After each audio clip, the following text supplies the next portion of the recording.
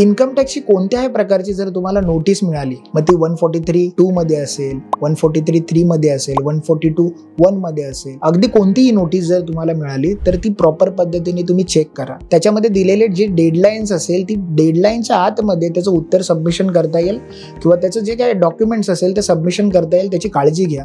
आणि ही जर नोटीस आली किंवा एखाद्या स्क्रुटिनीची नोटीस आली तर प्लीज तुम्ही तुमचे टॅक्स कन्सल्टंट किंवा चार्टर्ड अकाउंटंटचा सल्ला घेतल्याशिवाय तुम्ही त्याचं सबमिशन करू नका. कारण बऱ्याच वेळेला असं होतं की आपण कोणती तरी नोटीस येते आणि आपण आपल्या पद्धतीने एखादा रिप्लाय ड्राफ्ट करतो आणि सबमिट करून टाकतो.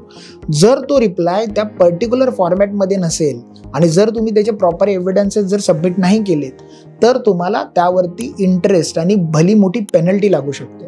त्यामुळे अशी जर कुठलीही नोटीस आली तर प्लीज त्याला इग्नोर करू नका. कारण जर तुम्ही ती नोटीस इग्नोर केली आणि त्याला रिप्लाय जर टायमात फाईल केले नाही तर तुम्हाला नॉन अटेंडन्सची पण पेनल्टी लागू शकते. त्यामुळे काळजी घ्या आणि नोटीसचं उत्तर लवकरात लवकर सबमिट करा.